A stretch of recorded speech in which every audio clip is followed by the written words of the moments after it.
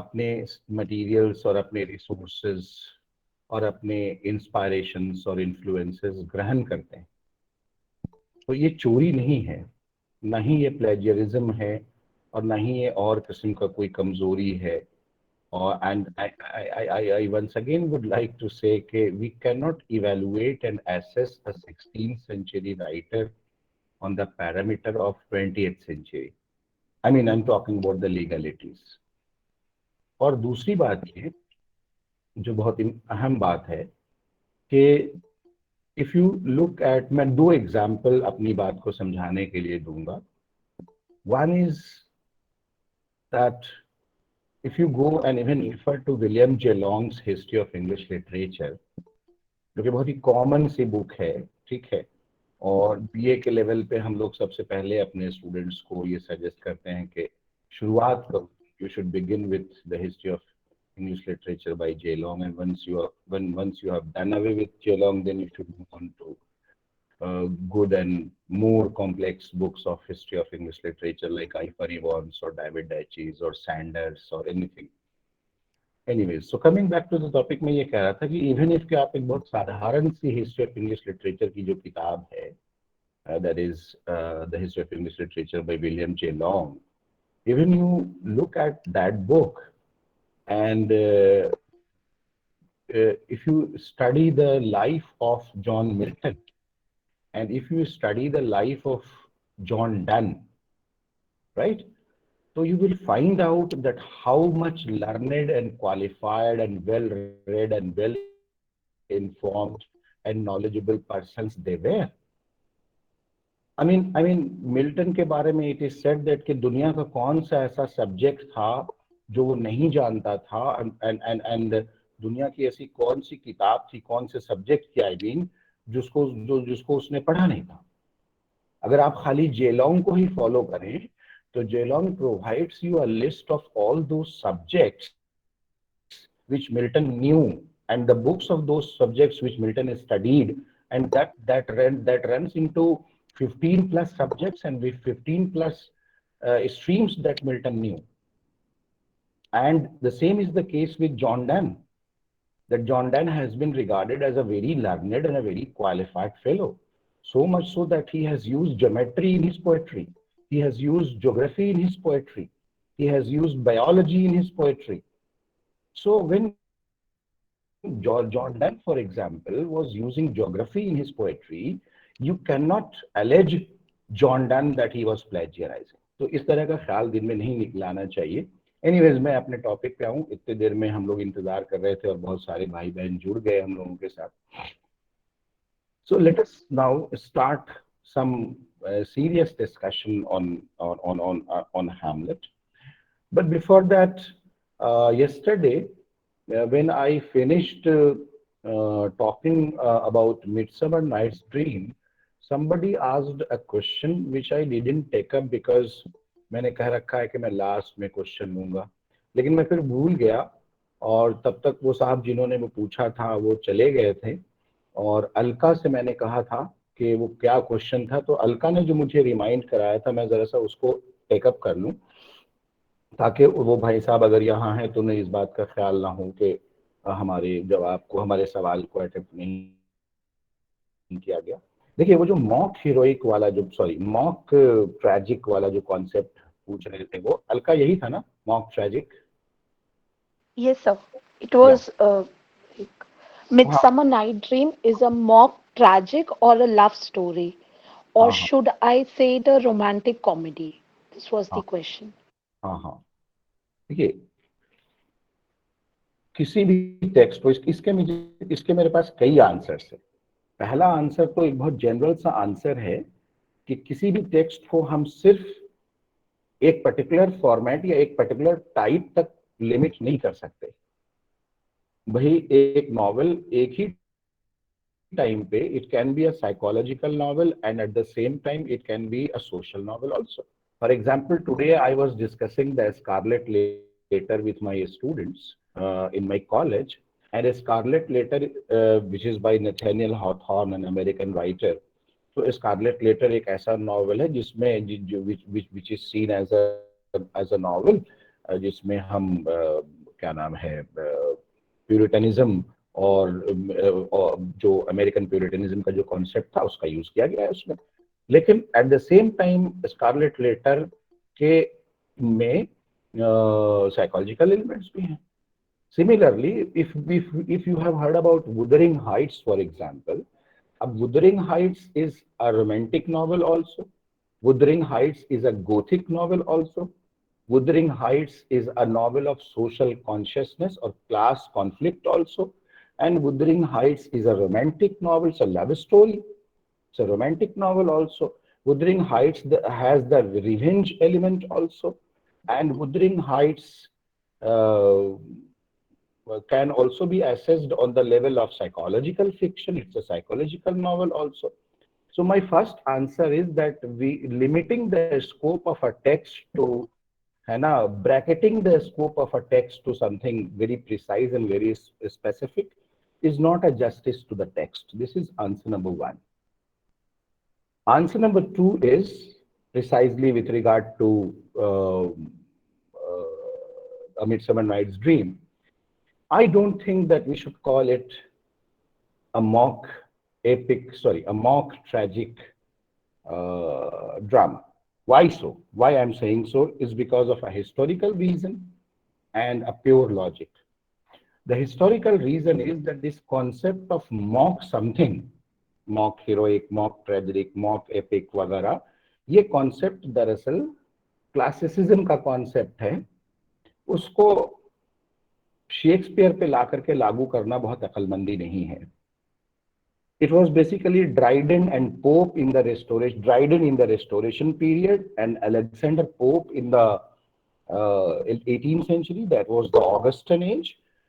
So basically, these two writers came up with the idea of mock epic in English literature. But this concept cannot be implemented. इसको हम Shakespeare पे या midsummer nights dream पे implement नहीं कर सकते। एक बात। दूसरी बात मैंने कहा कि लॉजिक क्यों? मॉक एपिक का मतलब होता है something that a poem that mocks on the epic, that makes fun of the epic, that is basically anti or anti-epic. So in that way, if I implement logic, mock tragic का मतलब होगा something that can mock the tragic, which Shakespeare is not doing in that play. He was not at all mocking on tragedy. And the third answer is that it is a romantic comedy, but since it is a Shakespearean comedy, hence it has a difference from the classical or Aristotelian comedy or the classical concept of comedy. Anyways, I would like to come to Hamlet now. And as I said, okay, we will, we yesterday introduced a few sources from which Shakespeare took its material. So in this regard, I was saying, if you take Shakespearean studies seriously, or if you take the study of Shakespearean drama seriously, you will surely come to know that Shakespeare for his comedies, Shakespeare for his tragedies, Shakespeare for his chronicle plays, Shakespeare for his problem plays, took lot of materials from different sources. I repeat once again with all reprimand to you that you cannot call it plagiarism. So, जैसे हॉलिनशेड Chronicle एक बहुत मशहूर text है अपने जमाने का, and Shakespeare got its resources of Macbeth from Holinshed's chronicle. From British history, or rather the pagan British history, yani the turning of Britain into Christianity se pehle, in the pagan British history, there used to be a king of the same name, that is King Lear. And Shakespeare certainly was inspired from that pagan British history when he was creating that particular text or that particular character in that play.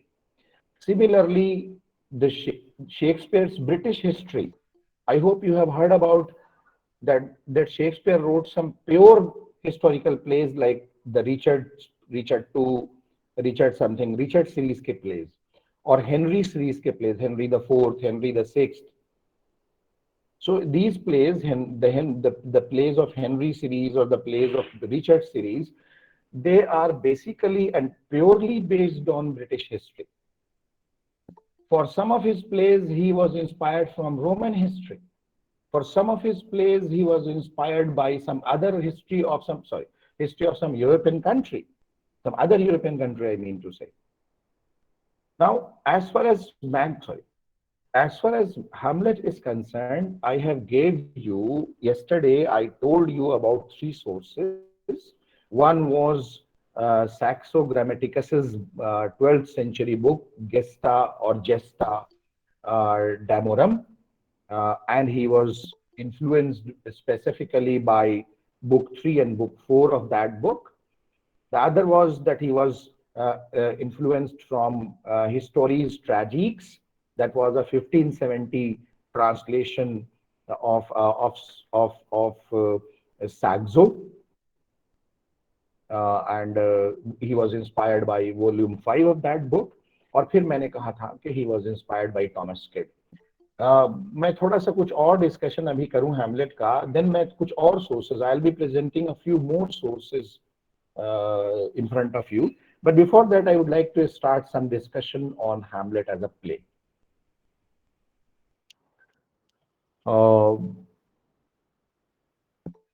Before I before I begin, I once again make those formal statements that I am making every day. That please do not share any phone number in the chat box in the name of joining any WhatsApp group kind of thing. And IGNU does not take the responsibility if any spamming happens with your phone number. Another is my request that do not interrupt in between. If you have any doubt or a query or a question, keep it for the end of our class. We will surely have a 10-15 minutes discussion on your questions, and you should write it in the chat box, not anywhere else. You should not open your mic, right? And the third is that today I'll be sharing my phone number in the chat box only to be used by one person, and that I allow Alka to use that, requesting her to send me the assignment questions, because that I can give you some suggestions. I will not tell you the answers, mind this.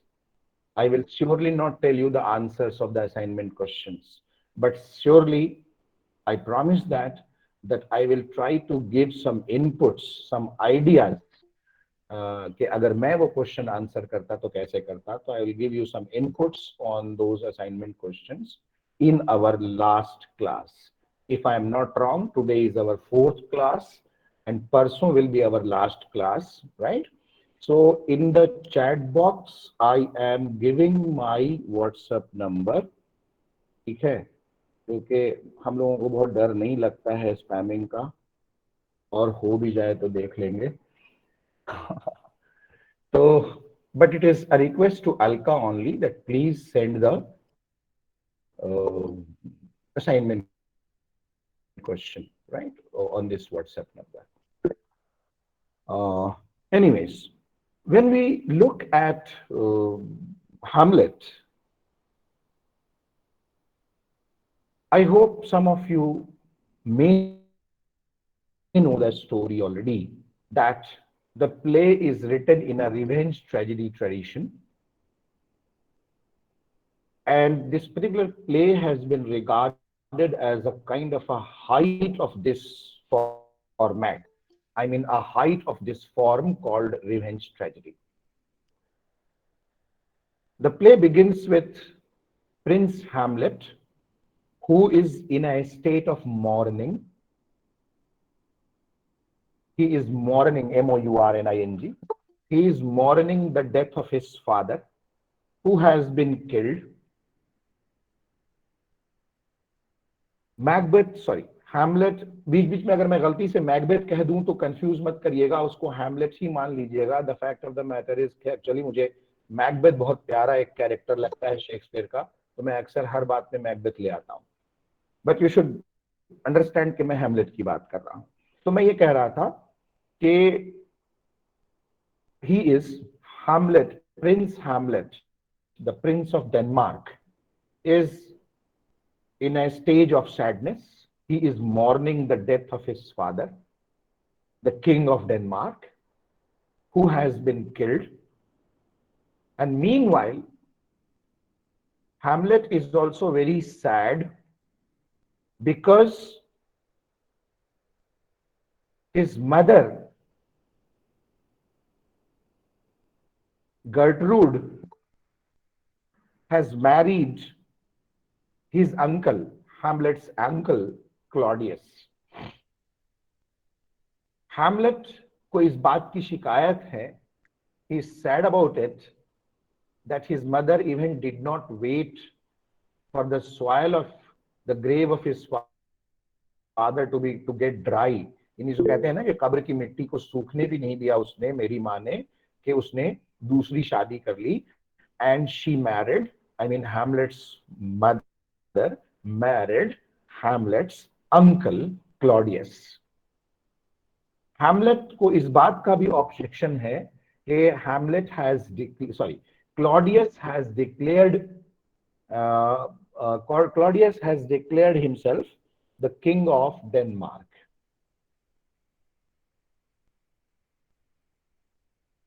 Now, towards the beginning of the play, a few times the ghost of Hamlet's father appears in his dreams. Hamlet के father का ghost appears before Hamlet in his dream, in his sleep.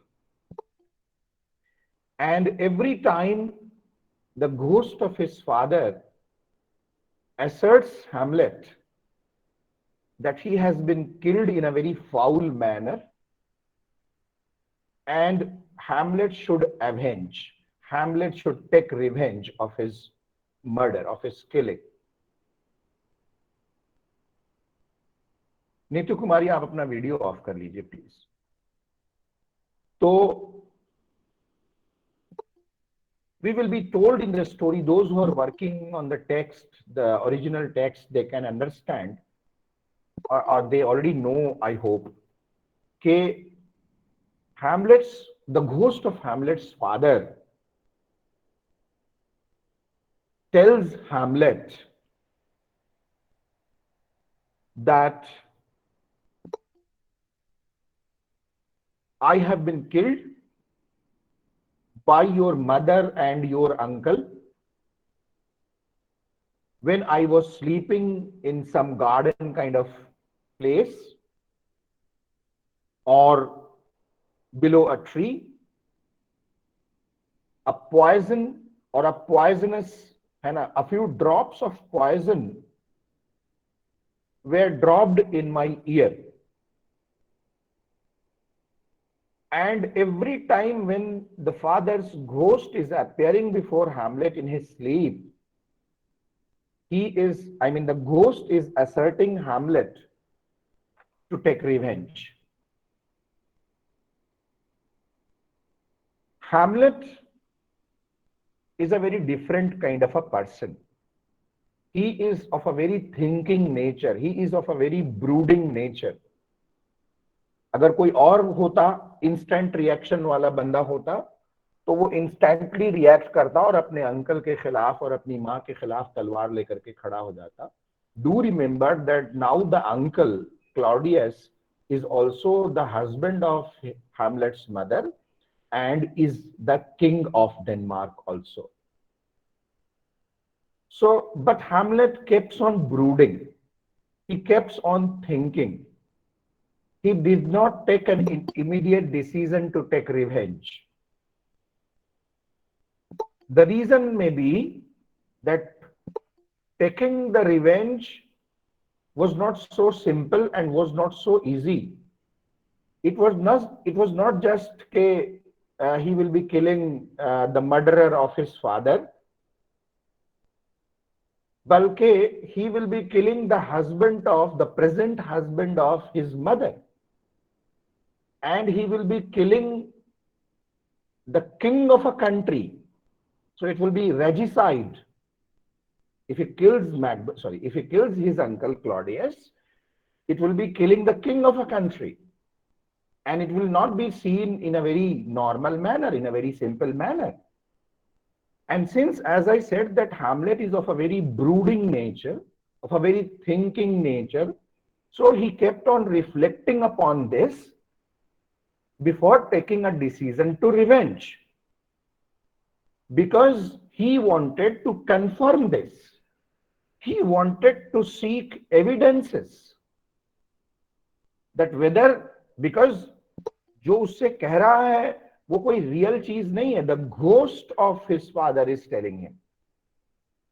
So this ghostly corroboration has to be proven, has to be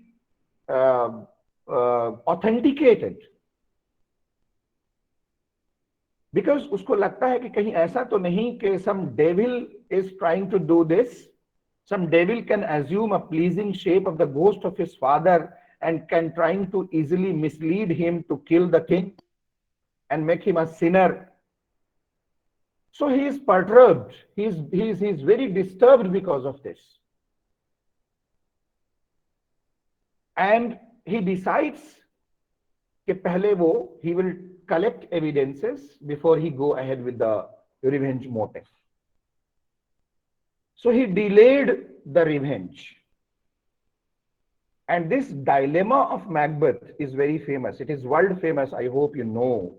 I hope you must have heard about Hamlet's dilemma. It's a world famous dilemma. मैं आपको बताऊं, पता नहीं मैंने आपसे कभी बताया कि नहीं, एक दो दिन पहले, कि Hamlet is one such play by Shakespeare which has not only been studied in universities and colleges. Listen to me very carefully. It is one text by Shakespeare which has not only been studied in universities and colleges. It is basically, my dear friend, a text which has been studied in mental asylums. I mean those colleges and those institutions where mental doctors are being made and trained. Right? For example, here we have in Kanke a kind of an institute here at Ranchi, जहाँ पे न सिर्फ ये के पागलों को रखा जाता है बल्कि वहाँ पढ़ाई भी की जाती है. वहाँ लड़के बाकायदा पढ़ते हैं और डॉक्टर बनते हैं इस पर्टिकुलर फील्ड के. So Hamlet is a typical case study for that also. So this dilemma is world famous. It is very famous. And वो जो बहुत मशहूर soliloquy है जो दुनिया में बहुत मशहूर है, Hamlet's soliloquy, to be or not to be, that's the question. है ना, मारूं के ना मारूं, that's the question. तो ये जो dilemma है Hamlet का, that dilemma led him to delay the revenge. And because of this delay, a lot of barbadi, a lot of disaster happens. Since he was unable to take a prompt decision, and he was unable to take a timely decision, and he was prolonging this. So because of this, a lot of barbadi had taken place. हम लोग बात करेंगे in due course के what barbadi has taken place. Let us move ahead with the story now, presently.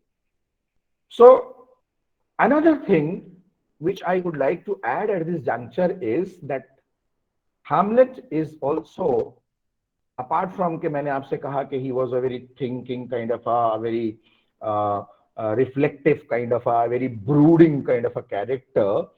And do remember that among Shakespearean heroes he is the most intellectual. Among Shakespearean heroes he is the most intellectual. So I would like to add one more characteristic of Hamlet here, and that is his melancholy. He is of a very melancholic nature. Now, this is again, my dear friend, a case study for psychology. I mean, those who are from a psychology background will understand melancholia.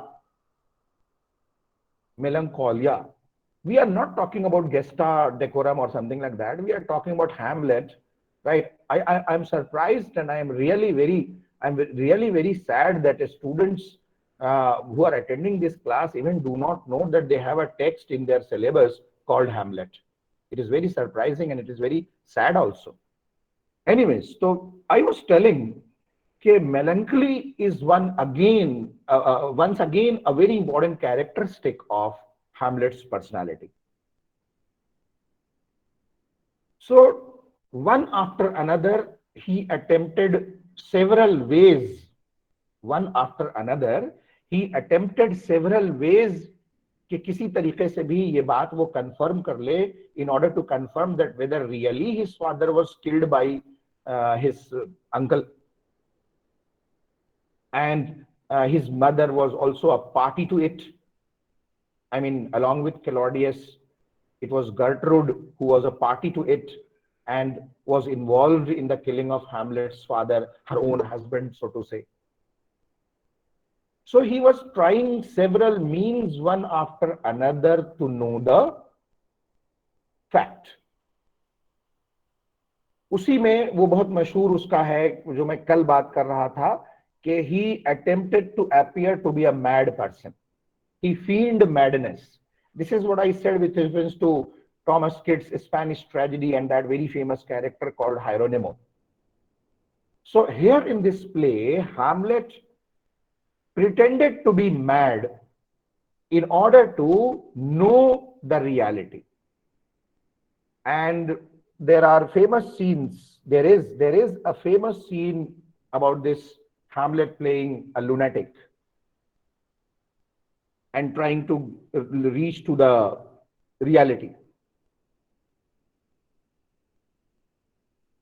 He wanted कि किसी तरह से somehow he succeeds in deceiving Claudius or Gertrude or the other confidantes, the other faithfuls of Claudius and Gertrude to get the news, to get the reality, to get the fact. So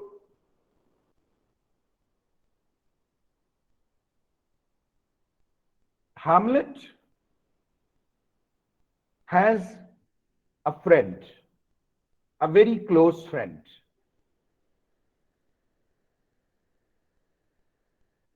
And his name is Horatio. And he was perhaps the only companion in Denmark.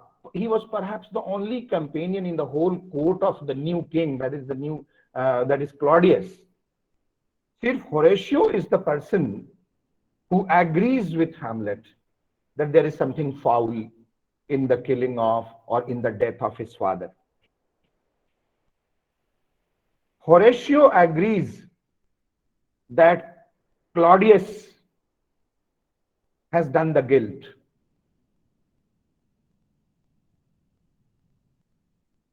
And you know, if you read the original text, Claudius is another very important and a very interesting character. Outwardly, he is attempting very hard कि लोगों को पता न चले कि असलियत क्या है. The people should not come to know the reality. But his inner soul is continuously disturbing him. जिसको आप कहते हैं conscious, Zamir, Chetna, right? So his inner soul, his guilt conscious, is continuously disturbing him. I mean, continuously disturbing Claudius. बहरहाल मैं जल्दी से आगे बढ़ूं because हम लोगों के पास इतना टाइम नहीं है कि हम आपको पूरी कहानी सुनाएं. But I would like to refer to a very important incident. Hamlet also had two more friends, Guildenstern and Rosencrantz. लेकिन they turned unfaithful to Hamlet because they were hired by Claudius. और Claudius इन दोनों को hired करके he convinced them, I mean Guildenstern and Rosencrantz, कि किसी तरीके से तुम इसे take him to Britain. And he gave a letter to Guildenstern and Rosencrantz. The letter was addressed to the king of Britain, who was Claudius's friend. And in the letter it was written, okay, as soon as you get this letter, kill my nephew Hamlet there in Britain itself. Guildenstern and Rosencrantz convinces Hamlet, और उनके साथ वो England जाता है. Externally, ऐसा कहा जाता है कि he has been sent on a kind of an expedition, a foreign mission, a sort of a delegate, something like that. But somehow Hamlet manages to get a hold over that letter. अभी पहुंचा नहीं है, अभी पहुंचा नहीं है England. Somehow he gets hold of that letter. And what he did, he changed the subject of that letter. He changed the subject of that letter. He changed the mazmoon of that letter. He changed the matter of that letter. And they reached Britain. The letter was given to the king of Britain. And in that letter, it was written that Rosencrantz and Guildenstern should be killed instead of Hamlet. He comes back. Hamlet comes back to Denmark safe. Why I am quoting this incident is to prove the point that there are critics who say that he was really mad. He was not really mad. He was basically, yes, he was a very melancholic character. He was a very disturbed fellow, right? And he was a very thinking and brooding kind of a fellow. But he was basically not really mad. He was feigning madness. Like Hieronymo के बारे में मैं कल कह रहा था, that he was not really mad. He feigned madness to take the revenge of his son.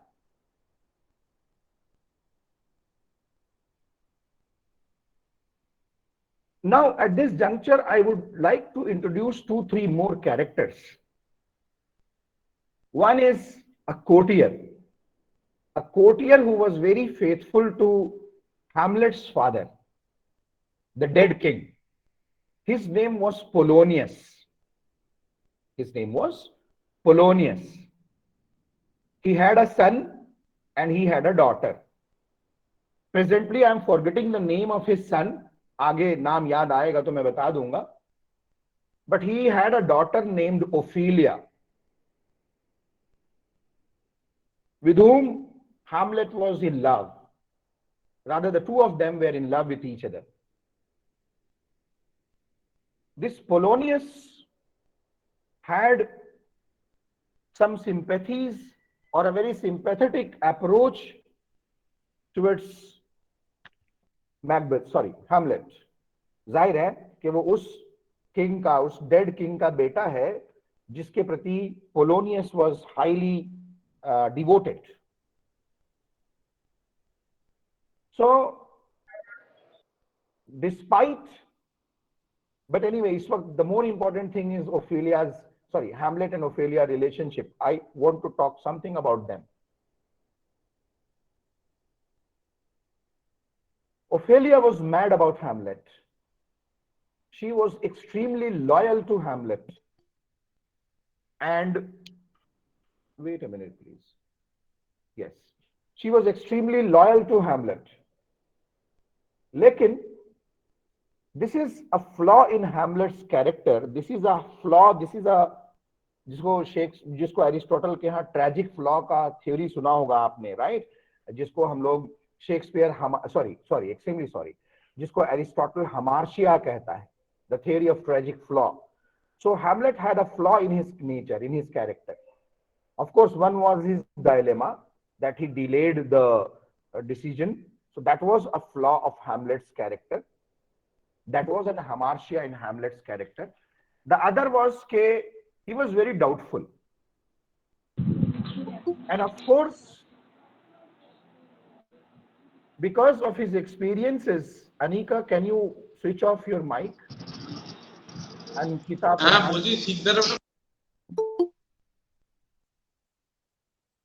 so Hamlet की गलती ये है, the fault of Hamlet is that he is doubtful about Ophelia. He thinks that she is also like everyone else. He thinks that she is not really faithful to him. He thinks that she is against him, or rather, he thinks that she is turning against him. असल में reason ये था, the reason was very different. Hamlet को क्यों लगा कि she is turning against him? Not because she was really turning against him. It's not so. But the reason was Hamlet himself. Because he was so much involved and entangled in all these kind of happenings and in all these kind of things, and he was so engrossed in these things that even he was not reciprocating Ophelia's feelings in a proper manner. He was not reciprocating in a proper manner. So it was basically Hamlet who was not reciprocating in a proper manner. His behavior towards Ophelia was not at all very convincing. Of course, the reason was, the reason why he was engrossed and involved in all those kind of happenings that was there around him. But उसे ऐसा लगता है, बजाय इसके कि Ophelia को ये लगता है, और अच्छा, Ophelia was very sad, Ophelia was very दुखी, you can say, with this behaviour of के ये जो Hamlet is turning very cold towards him, Hamlet is not so responsive towards her, extremely sorry, not him, towards her. तो basically बेचारी उसे sad होना चाहिए, and yes, she was very sad because of this. But Hamlet thought in some other way.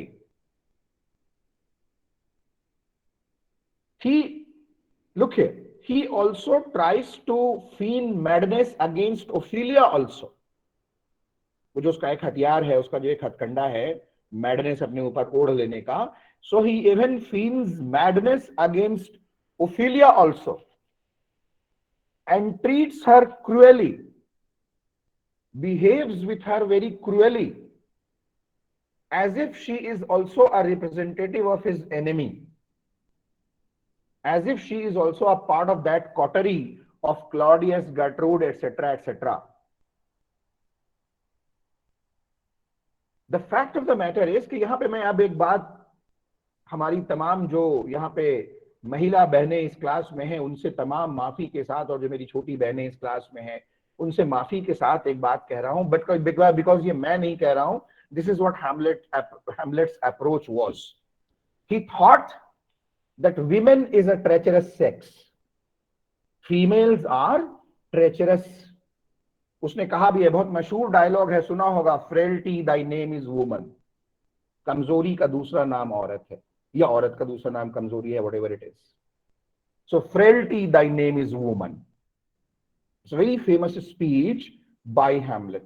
औरतें बड़ी गुस्सा रहती हैं, अलवा तुम लोग मत हो जाना, ठीक है, बट जो टिपिकल फेमिनिस्ट्स हैं, they are always very angry with Hamlet, है ना.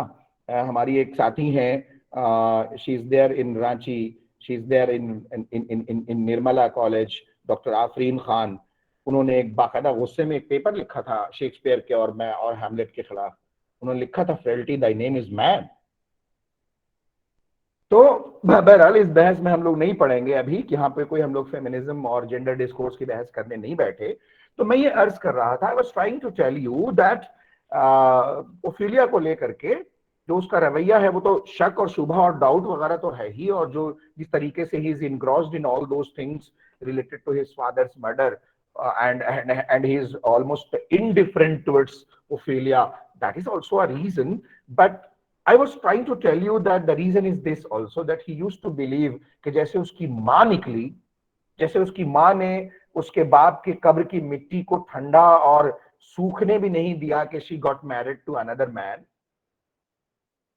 So he used to think about this way, women as a treacherous sex. Behral, you need not feel worried about it. Hamlet was an imaginary character of Shakespeare. Now, moving ahead, मैं एक incident आपके सामने थोड़ा advance में ला रहा हूं, jump करके. वो इंसिडेंट, चूंकि मैं ओफेलिया वाले पार्ट को खत्म करना चाहता हूं यहीं पे. Because of Hamlet's indifference And because of the way Hamlet dealt cruelly with Ophelia, she got disturbed mentally.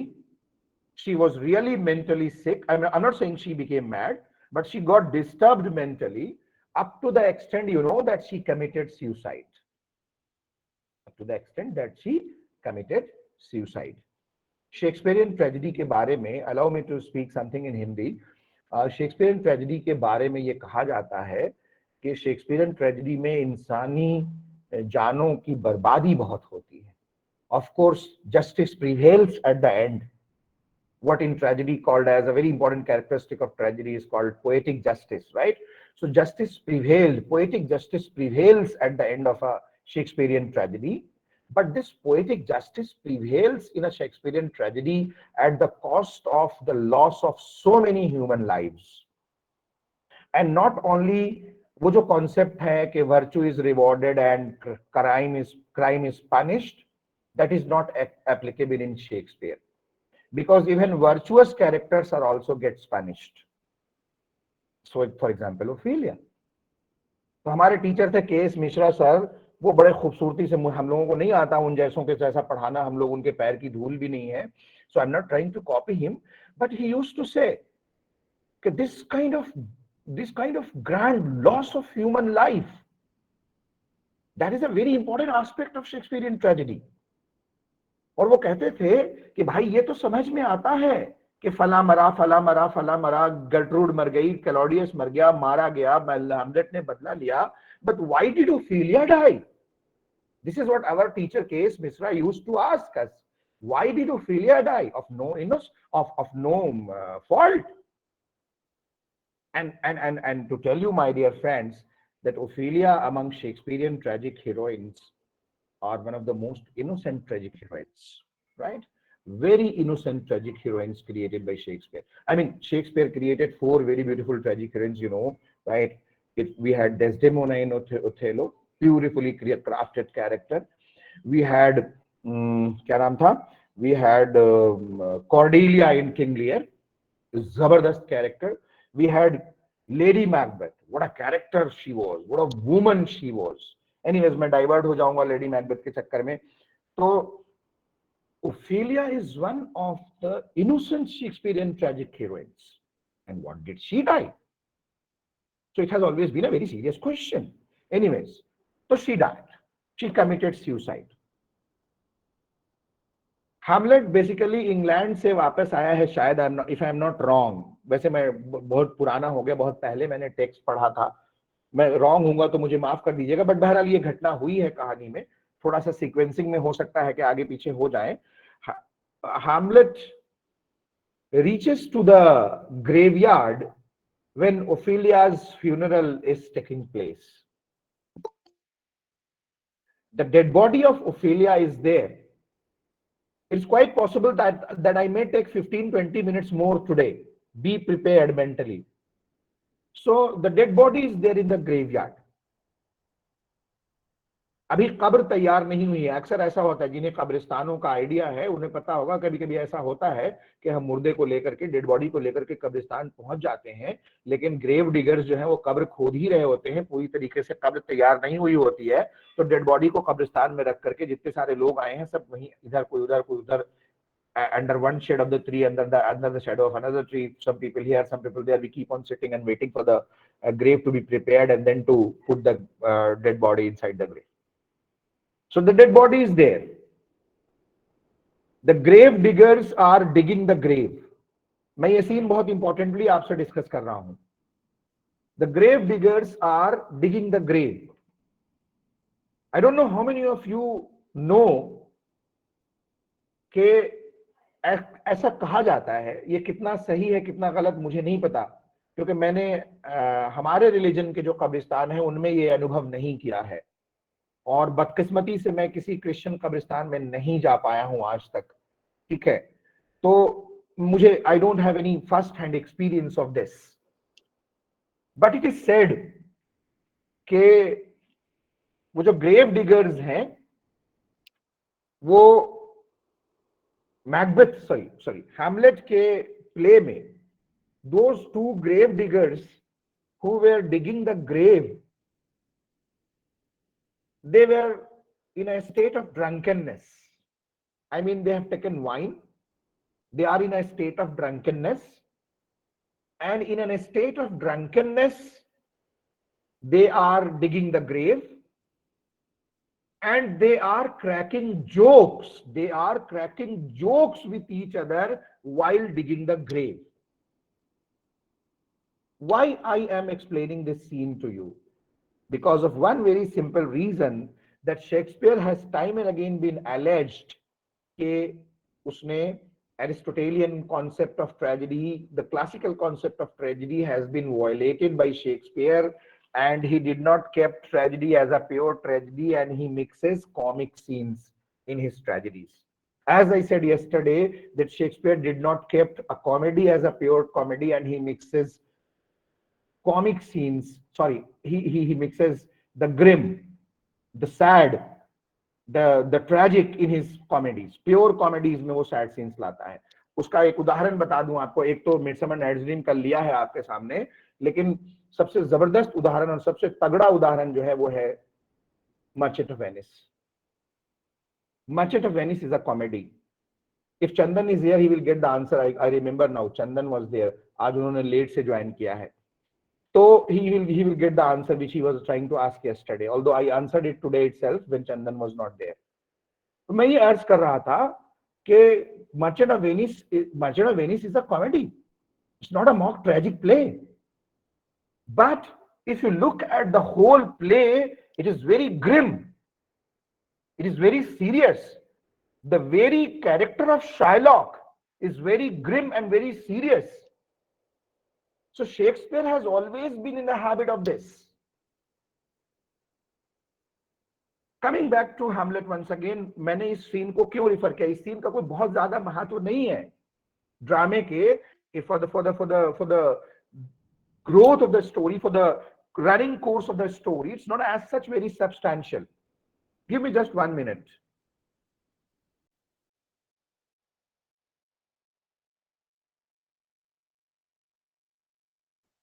Right. So why I am referring to this particular scene, my dear friends, is just to tell you that Shakespeare इस तरह की intermixing अपने ड्रामों में he does so. In Macbeth, Duncan was killed. The dead body is kept inside the bed chamber of in the Macbeth's castle. Macbeth and Lady Macbeth are responsible for the killing of Duncan. The dead body is still there. सुबह हो रही है आहिस्ता आहिस्ता, जिसको हम लोग उर्दू में कहते हैं, हिंदी में कहते हैं पॉप हटना. It was dawn. Macbeth reaches to the castle, knocks at the gate, and the two gatemen, the two gatekeepers, they were under the effect of wine. They are cracking jokes. They are cracking jokes at the gate of Macbeth's castle. Inside, Duncan's dead body is lying. Outside, Macbeth is knocking at the gate because he was sensing something foul. And those two gatekeepers of Macbeth's castle नशे में हैं. वो समझते हैं कि सही माने में कोई नॉकिंग नहीं हो रही है. They say as if we are the darogas of the gate of hell, and some dead body has somebody has come after the death. Some soul has come after the death. The soul wants to enter the hell, and they are knocking at the hell. They were cracking jokes, but unknowingly, look here. It was very symbolic. Those who have read Macbeth, they know that it was very symbolic. The way the time they say that they think that they are the darogas of the gate of hell, and some Atma has come to knock at the gate of the hell, and the Atma wants to enter the hell. Macbeth's castle has been regarded as the hell. तो मैं ये अर्ज कर रहा था, wait a minute please, मैं ये अर्ज कर रहा था आपसे कि Why I am narrating scene is not because that it is a very substantial and it contributes a lot towards the development of the story, not at all. But it is one very good specimen in Shakespearean drama that has been regarded as a very fine specimen of the mixing of the two formats. Anyway, अब मैं जरा सा फिर से वापस आना चाहता हूं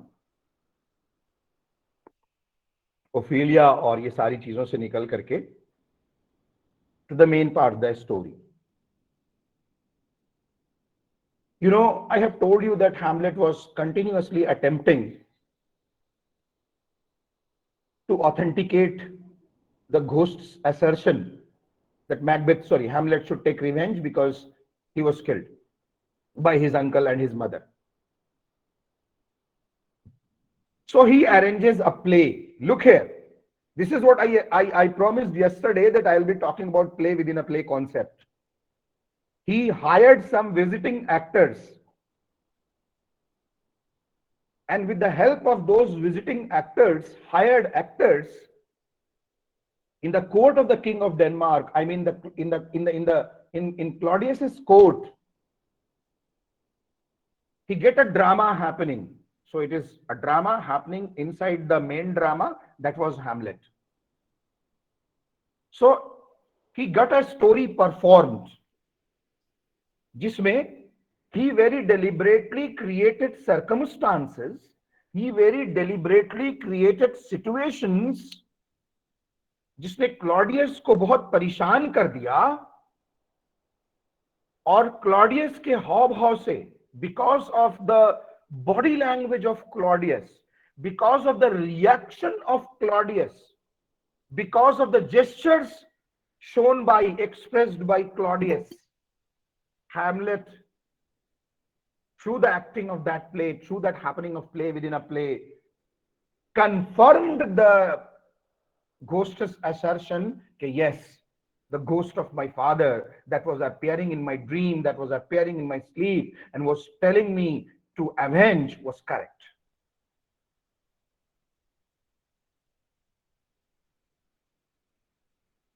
Confirmed now. Now he wants to take revenge. लेकिन कहा ना कि फैसला करने में कभी कभी इंसान देर कर देता है, और जब इंसान फैसला करने में देर कर देता है तब तक पानी बहुत बह चुका होता है पुल के नीचे से. I hope you are able to understand at least a little bit of Hindi, and you will not have any objection in speaking the national language of this country.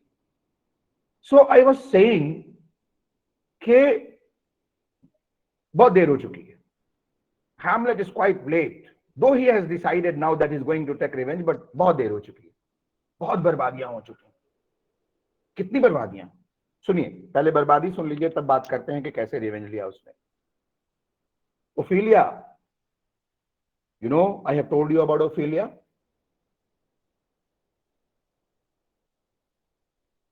Polonius को अब कोई हमदर्दी नहीं है हैमलेट के साथ.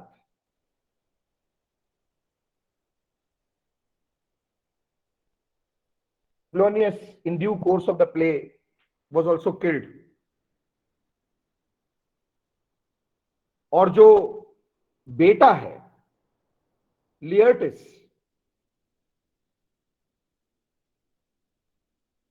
he has now turned against Hamlet.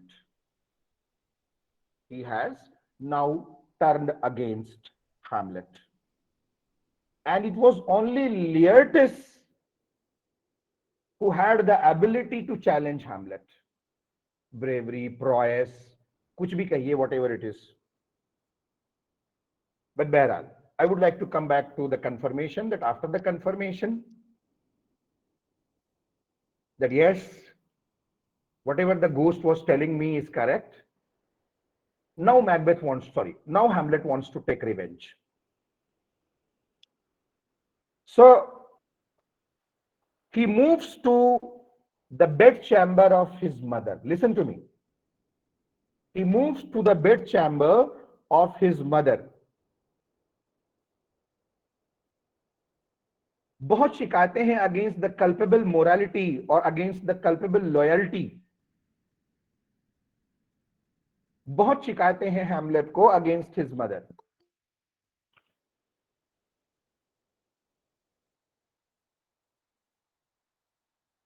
When he enters the bedchamber of his mother, he hears the voice of a man beside the curtain. पर्दे के पीछे से, beside the curtain, he hears the voice of a man. Thinking the man to be Claudius, he stabs the man. कौन है, पर्दा खोल करके देखना जरूरी नहीं समझता है. Thinking the man who is behind the curtain is none other than Claudius, he stabs the man. He understandably assumes that he was Claudius, but he was not. It was Polonius. So Polonius was killed by Macbeth. Hamlet. Look here. And who is Polonius? You know that. Polonius वहां क्या कर रहा था, क्या नहीं कर रहा था, मैं उधर नहीं जाऊंगा, वो बहुत लंबा पार्ट ऑफ द स्टोरी है. Those who will read the original text will read it.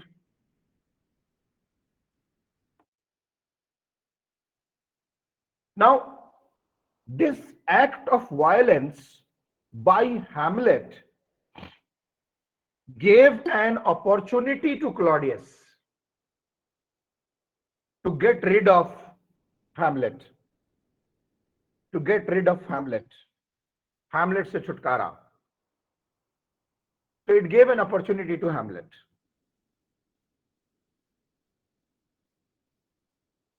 और फिर वो झगड़ा वगड़ा होता है, लड़ाई उड़ाई होती है, लियटस से लड़वा देता है ना. वो पॉइजनस सोड रखवाई गई है. You know, the treachery was done by Claudius even towards the end of the play. Gertrude is also present in that match, in that duel that is going to take place between Laertes. हो सकता है कि मैंने ये बातें sequence में ना कही हूं. सीक्वेंस आप कर लीजिएगा. I am trying to just capture the important moments. So a cup of poison was also kept near Hamlet. The cup of poison was kept by Claudius to ensure his death. लेकिन इससे पहले कि Hamlet मरता है, और Hamlet मरता है at the end of the story, Shakespeare के ट्रेजेडीज में सारे शेक्सपियरियन ट्रेजिक हीरोज मरते हैं. Be it Macbeth, be it King Lear, be it Othello, be it Hamlet, be it Julius Caesar, be it Romeo, be it Coriolanus. Right. So Hamlet himself dies, but before his death he manages to take his revenge, है ना. He manages to complete his revenge, and only Horatio was left alive at the end of the play. I mean, from Hamlet's side. तो ये मैंने बहुत जल्दी में capture किया. अब मैं जरा सा थोड़ा सा क्रिटिकल एस्पेक्ट्स पे आऊं. But before that let me check time. It is, if I am not wrong, कुछ ऐसे ही कुछ 8 बजने वाले हैं. Right? Am I right? Yes, sir. Yes, sir. Yes sir, yes Yes, sir, sir. Yes sir. Yes. 2 minute बाकी है. Okay uncle. So I am saying के, आई वाज सेइंग रादर कि इट्स क्वाइट पॉसिबल कि मैंने आपको sequence में कहानी नहीं सुनाई हो. मेरा मकसद आपको कहानी सुनाना था भी नहीं. My purpose was just to highlight the important points of the story, just to tell you Hamlet's nature and Hamlet's character, and also about introducing the few important characters. So let us now come to a few serious questions or a few serious discussions. What we basically say, some critical aspects. Now, dear friends, अगर मैं आपसे ये कहूं कि मैंने थोड़ी देर पहले आपसे प्रॉमिस किया था कि I will be talking about more sources apart from those 3 sources that I referred yesterday and that I also repeated today at the beginning of the class. I said at that time that we will be referring to more sources that have been used in this play. So let me tell you 2-3 more sources. Shakespeare has used a German play also as a source. When you will refer to your block, I mean that particular block of your study material which comprises of Hamlet's story or Hamlet's study material, Shakespeare has also drawn from Thomas Nash. Thomas Nash is one among those 5 or 6 great university wits people, Lilly, Nash, Green, Peel, etc. है ना? And he also, Shakespeare also draws from a very famous French essayist, Montaigne. La Montaigne is the full name. I'm writing it here, right? So he draws from this essayist also. So I'm adding 3 more sources. Earlier I said 3 sources. I'm adding 3 more sources. A German play, a Thomas Nash, and Montaigne. Montaigne. Friends, if I introduce a few stylistic or critical areas that you should look at Hamlet, try to study Hamlet as a puzzling play. Plays nahi, as a puzzling play. So this is one area that you should look at. Dear friends, it is a very complex play. So you should work upon the complexity of Hamlet. I mean, as a play, I'm not talking about the character. As a play. And I would like to add one more thing, that Hamlet has also been regarded as the most controversial among all Shakespearean drama. The most controversial among all Shakespearean drama. So, of course, you can refer to this aspect also, because on one hand, as I said yesterday, that my teacher told me, Professor Mishra told me that, and I was talking about 1993 when I was studying Hamlet in my first year MA English course. So Mishra sir told us that around 60,000 plus articles, not researches, not PhD theses, 460,000 around articles were written. अब तो उनकी तादाद बहुत ज्यादा हो गई होगी, हम लोग इन चीजों से अपडेटेड बहुत अपने आप को नहीं रखते हैं, वो और टीचर्स थे, वो और लोग थे गए जमानों के, हम लोग तो basically we are basically doing lot of injustice. Anyways, so I was trying to tell कि एक तरफ on one hand it is such kind of a play on which around 60,000 plus kind of research papers and articles were written, but on the other hand we had a critic and a scholar like T.S. Eliot. I hope you have heard about it, right? We have a scholar and critic like T.S. Eliot जो इसी Hamlet को, जो Shakespeare का सबसे बड़ा drama है, उसी Hamlet को Eliot says that it was a failure. It was a failure. It was an artistic failure. Look here. It's not something humorous that I'm telling you. It is not hasne ki baat that I'm telling you. It's a very serious thing. I mean, a grand 20th century writer like T.S. Eliot is considering the grandest Shakespearean play as an artistic failure. So it is also a matter of research. It is also a matter to think for you as a student. Anyways, I go ahead and would like to introduce in front of you another very important aspect of Hamlet, which you should also analyze, and that is, we have already said about it, revenge tragedy. Hamlet as a revenge play, right? I have already referred to you, gave you the suggestions that with regard to evaluating Hamlet as a revenge play, you can refer to Thomas Kidd's play, The Spanish Tragedy, and I have gave you one more idea. You can also refer to a successor of Shakespeare, Webster, John Webster, and that very famous play by John Webster. I'm forgetting the name. Unfortunately, I'm forgetting the name by John Webster. John Webster का एक drama है. Anyways, मुझे याद आ जाएगा तो मैं बता दूंगा आपको. तो you can refer to these 3 plays. I mean, Kidd, Webster और बीच में Shakespeare. And और फिर आप ये देखें कि Senecan tragedy. Senecan tragedy के जो elements हैं. So how those elements are followed here. And then you can also refer to some other revenge tragedies of the Elizabethan times, right? You can also refer to some other revenge tragedies of the Elizabethan times. Unfortunately, इस वक्त मुझे tragedies के नाम याद नहीं आ रहे हैं, लेकिन मुझे कुछ Elizabethan dramatists के नाम याद आ रहे हैं. Marston is an Elizabethan dramatist. He also wrote a revenge tragedy during the Elizabethan times. Turner is another Elizabethan dramatist who also wrote a revenge tragedy.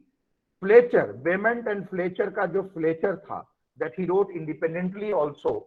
So Fletcher wrote a revenge tragedy. So you can even make passing references to these writers also in your analysis of Hamlet as a revenge tragedy. But मैं चाहूंगा कि kid और Webster के साथ, हाँ याद आ गया, Webster का जो ड्रामा है it is duchess of Malfi, duchess of Malfi, MALFI. So Thomas Kitts, the Spanish tragedy, Shakespeare's Hamlet, and Webster's The Duchess of Malfi. और यहाँ पे मैं क्रिस्टोफर मार्लो की एक ट्रेजेडी को रिफर करना चाहता हूँ, the Jew of Malta. It is again a very beautifully crafted play, beautifully written play by Christopher Marlowe. You know, Christopher Marlowe was also senior to Shakespeare, a precursor to Shakespeare. So you can refer to this particular play also as a revenge tragedy, right? So now, my dear friends, let us now wrap up the discussion on Hamlet. Another thing which you should look at Hamlet and should prepare your analysis, है ना, the concept of justice, in Hamlet as discussed in Hamlet. So this is another very important aspect. Yes, as far as the stylistic areas are concerned, कि आप अगर इस play के, इस ड्रामे के स्टाइलिस्टिक एरियाज को अगर आप एनालाइज करें, तो that very concept of play within a play is one important area, right? But more than that, discuss the soliloquies. मैं अभी बात करता हूं आपसे, मैं ये कहूं, I would like to say just a small little information to you that in this particular play, Shakespeare has used 7 different soliloquies, and they're all very famous. They are all very famous. You should make a separate analysis, a separate study of all those soliloquies of Hamlet. Then another thing which you should work upon is Hamlet as a Shakespearean tragic hero, and how this Shakespearean tragic hero is different from the other Shakespearean tragic heroes. I mean from King Lear, from Macbeth, especially Macbeth. Macbeth एक बहुत ही अलग तरह का. मेरे पास time नहीं है, कभी time होता तो मैं आपसे बात करता, but I love talking about Macbeth basically. So looking at Hamlet as a typical Shakespearean hero. Reena, अपना वीडियो ऑफ कर दें, बड़ी मेहरबानी होगी. So as a typical Shakespearean hero. And here, my dear friends, I would also like to assert in front of you that you should also take care of the classical concept of a tragic hero. Tragic hero, tragic action, or tragic appeal. These three are very important concepts of tragedy discussed by Aristotle in his Poetics. And the classical writers, those who follow the classical approach of drama and literature, those who follow Aristotle Aksharashah, for whom poetics is the holy book of literature, so they follow the dictums and dictates of Aristotle with regard to drama, with regard to tragedy, with regard to all these concepts that are associated. But Shakespeare, as we all know, was a bit of a difference, and a very different kind of a writer. तो ये देखना बहुत जरूरी होगा, ये देखना बहुत अहम होगा कि जैसे जैसे मैं आपसे एक छोटा सा डिफरेंस बताऊं, जैसे अरिस्टोटल की ट्रेजेडी में और क्लासिकल ट्रेजेडी में the concept of destiny plays a very important role, and the concept of outside forces, gods, GODS with a small g, plural, gods, the concept of outside forces, external forces, plays a very important role. But whereas in Shakespeare, destiny, fate, chance, external agencies, they do not play a very major role. It is the inside of man, the psyche of man, the persona of man, the inner self of man that is responsible for the tragedy of man. है ना। तो Shakespeare का एक बहुत मशहूर quotation है, character is destiny, you know, have you heard about it? Character is destiny, right? तो anyways, so looking at Shakespeare this way, I mean looking at Hamlet this way, as a tragic hero, Hamlet the character as a tragic hero, a typical Shakespearean tragic hero, and how he is different from the concept of the Aristotelian concept of tragic hero, right? Another thing which I would like to raise in front of you is that can we also look at Hamlet as a religious play? Yes, we can. So Hamlet as a religious play. Friends, there are lot of Christian symbols. There are lot of Christian elements जिनका इस्तेमाल किया है Shakespeare ने. The Christian concept of the concept of the concept of sin according to Christian theology. I hope you understand theology, right? So the concept of sin in Christian theology, the concept of damnation, I hope you understand this word damnation, right? So the concept of damnation according to Christian theology, the concept of salvation, mukti, nijat, है ना? So the concept of salvation according to Christian theology, the concept of afterlife, the life hereafter. So the concept of afterlife, sorry, extremely sorry, the concept of heaven and hell.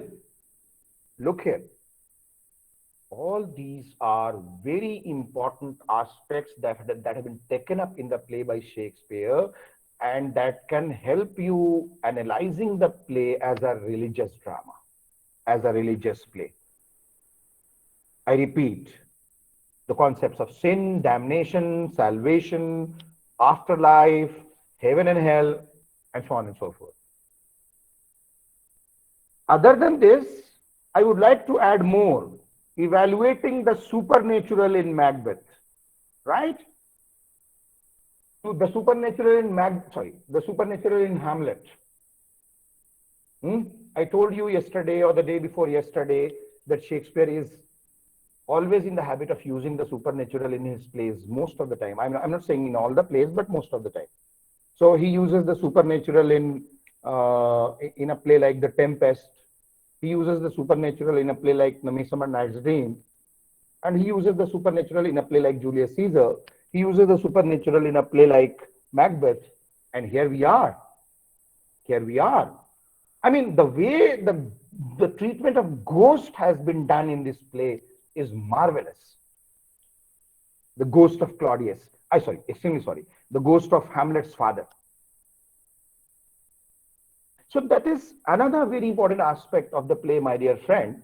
और मैं एक बात अब यहाँ पे और ऐड करूं जो मैंने कल भी कहा था कि although the field of psychology as a discipline, psychology as an academic discipline, psychology as a field of study was not there during the Shakespearean times, but Shakespeare was an expert of human psychology. वैसे मैं भी ये कहता हूँ, मैंने अपनी जिंदगी में कभी साइकोलॉजी नहीं पढ़ी, मैं आपको बताऊं. I never studied psychology in the classroom. I do not have any mark sheet जिसमें साइकोलॉजी के मार्क्स लिखे हुए हों. But it was our compulsion, it was our मजबूरी, जो मैं अपने तमाम स्टूडेंट्स को कहता हूँ, that it is very, जो बाहर बैठे हुए लोग होते हैं ना, outside the literature classroom, माफ कीजिएगा मैं थोड़ी सी बकवास कर रहा हूँ, but it is very important. जो बाहर बैठे हुए लोग होते हैं आउटसाइड द लिटरेचर क्लासरूम, वो लिटरेचर को बड़ा आसान समझते हैं. Once you enter inside the classroom of literature, you know how tough and difficult a subject it is.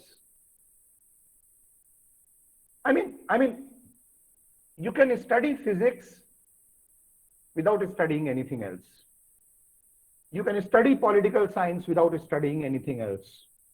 But friends, you cannot study and understand and enjoy and make justice of literature if you do not able to understand several other subjects across the globe.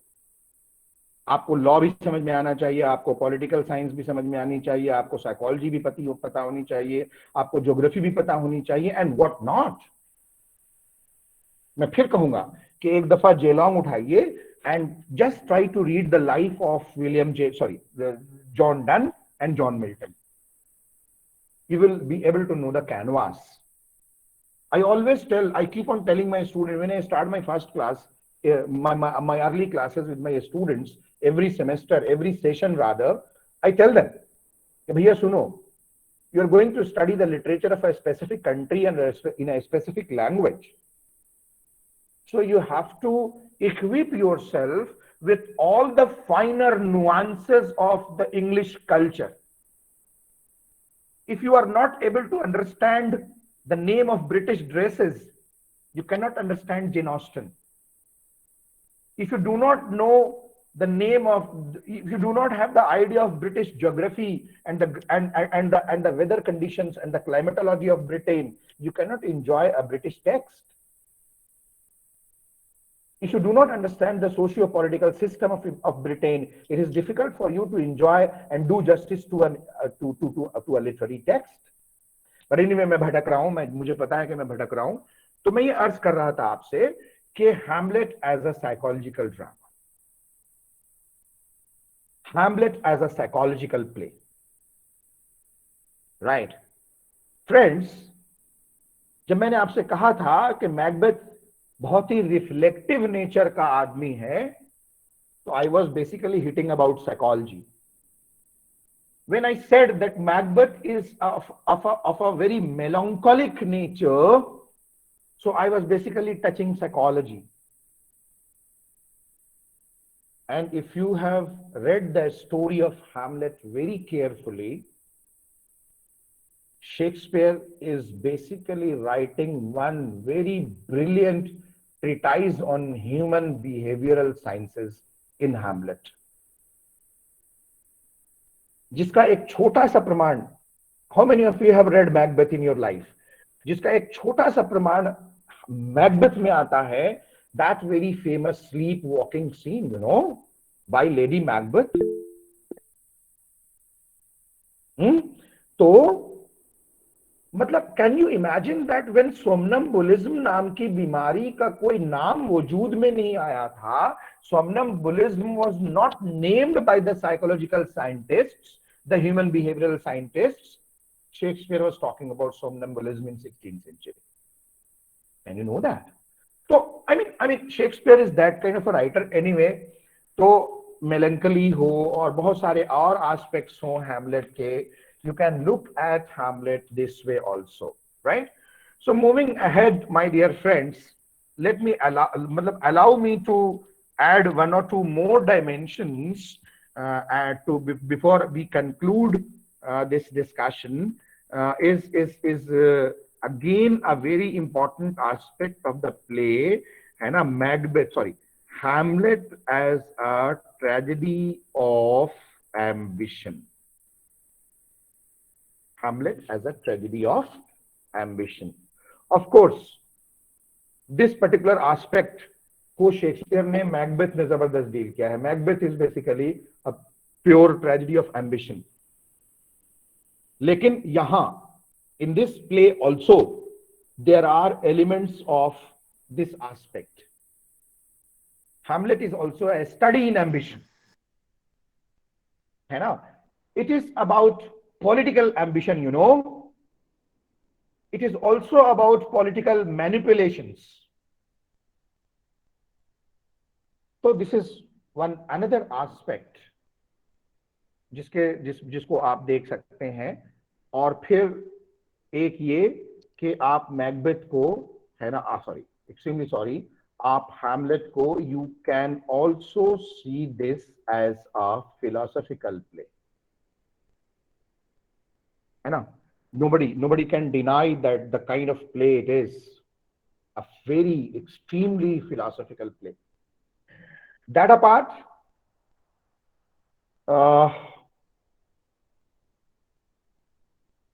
there are some craft wala element also.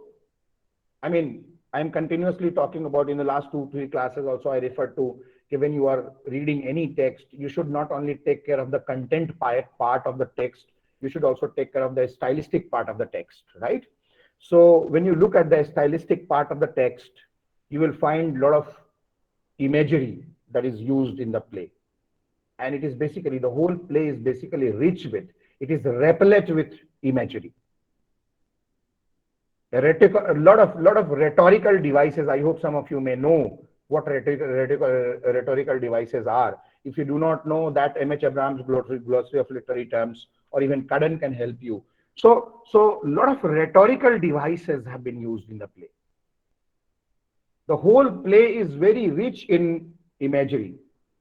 और अब मैं खत्म करते हुए एक बात जो बड़ी डिफिकल्ट है, and for IGNOU students it is really very difficult, but I think this is also my duty to make you aware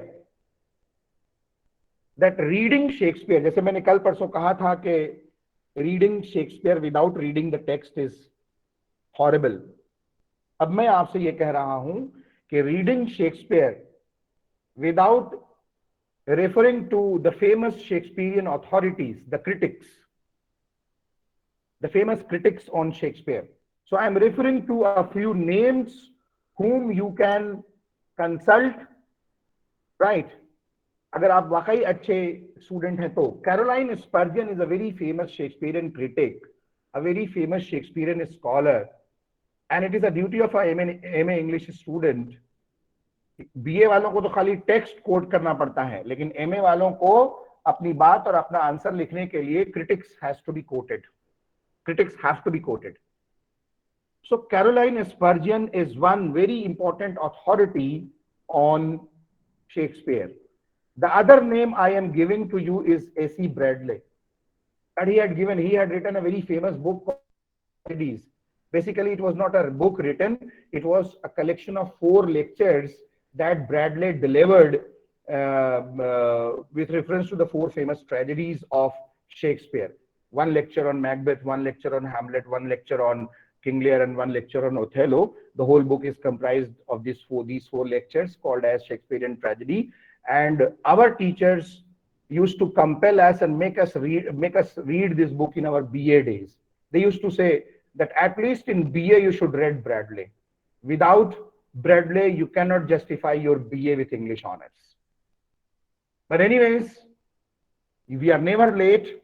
So if you can refer to A.C. Bradley, if at least you can refer to that particular lecture which Bradley delivered on Hamlet, that will be very helpful for your studies on Hamlet. I would also like to refer to 2 more critics, 2 more authorities on Shakespeare. One is called L.C. Knight. L.C. Knight, right? And the other is called J. Wilson Knight. So these 2 scholars, I mean, 4 are enough for you. So with this, I conclude today's discussion. And since it was very exhaustive, it basically exhausted my energy. So I don't think it is wise enough to start with the next discussion. We'll be starting with the next discussion tomorrow. I'm here. Those who want to leave may leave.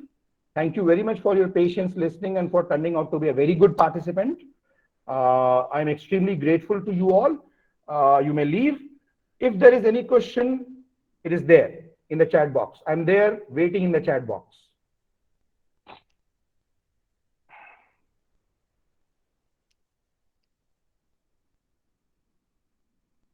Thank you, Nimish. Humble thanks.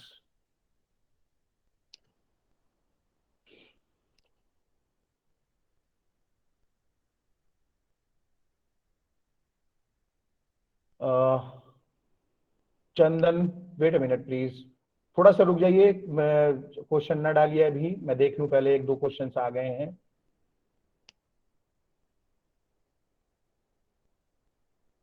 Good. We can draw a comparison with Oedipus Rex.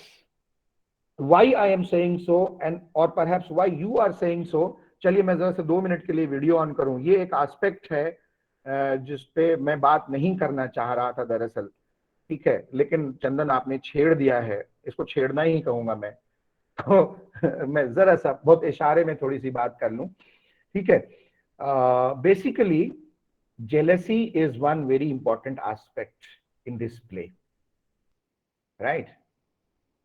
Or Hamlet is jealous of his mother also. और ये कहा जाता है, आप please for God sake those our very respected sisters who are here in this class, the young sisters who are there in the class, please for God sake बुरा ना माने, ये एक स्टडी है हैमलेट की कि Hamlet was sexually attracted towards his mother. And that is why he had all those kind of wrong ideas and wrong notions about his mother. Treachery, frailty, and all that. So yes, that he was for revenge also. But can you remember Sigmund Freud?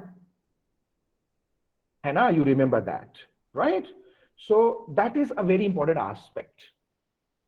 और Grecian mythology में, Grecian literature में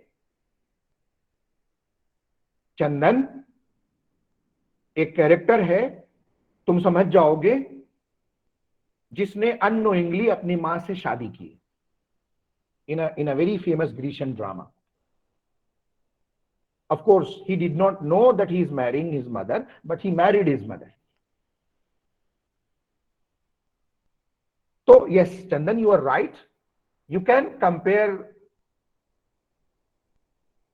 Hamlet if you are looking at the psychological aspect of this character with Oedipus Rex, King Oedipus, right? Yes. But अगर आप बाकी और तमाम चीजों में एक हैमलेट के ओवरऑल कैरेक्टर एनालिसिस के कंपैरिजन की बात करेंगे, तो बहुत लंबा एनालिसिस और बहुत लंबा कंपैरिजन नहीं हो सकता ओडिपस रेक्स के साथ हैमलेट का. As I said, to a very small extent it can be done. Any other question please?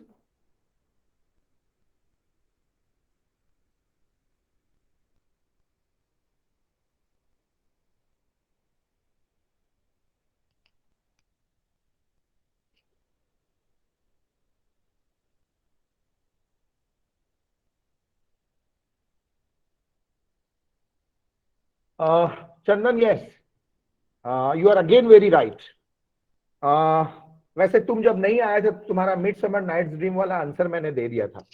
But anyways, मैं ये कह रहा था कि yes, you are right in this aspect also. Please wait for some minute. Let me this humanism, बल्कि मैं उसमें I would like to complete this terminology. This is not humanism only, this is basically Renaissance humanism, right? And Renaissance is very famous for this very aspect. Renaissance humanism. You should study this, and the character of Hamlet, the play titled Hamlet, is a very good study of Renaissance man. Yes, Hamlet is a typical Renaissance man.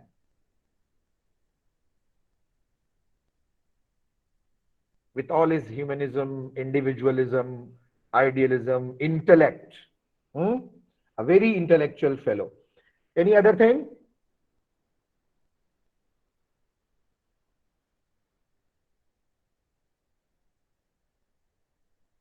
Vidya. When I read Hamlet, ये आपकी अपनी बात है. हम लोग तो बहुत सारी चीजों में सेक्सुअल अंडरटोन्स निकाल लेते हैं. There are a lot of sexual undertones.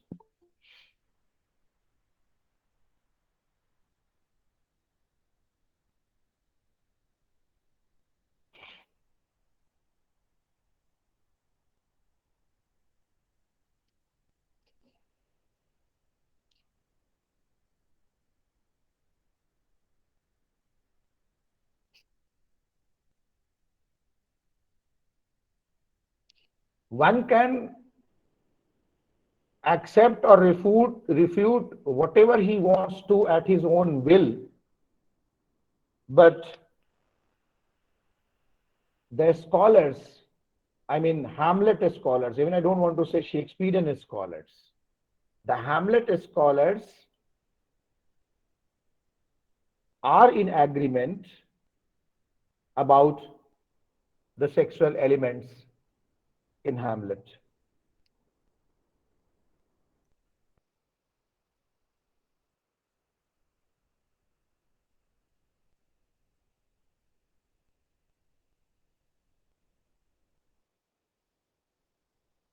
Is there any other question?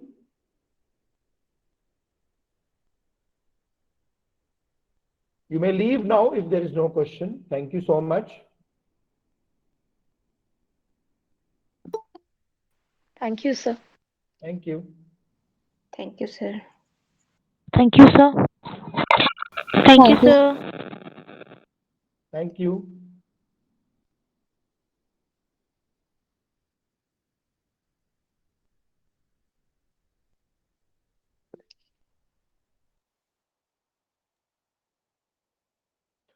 Thank you, Sabka. Thank you so much. Good night, sir. Good night. Thank you.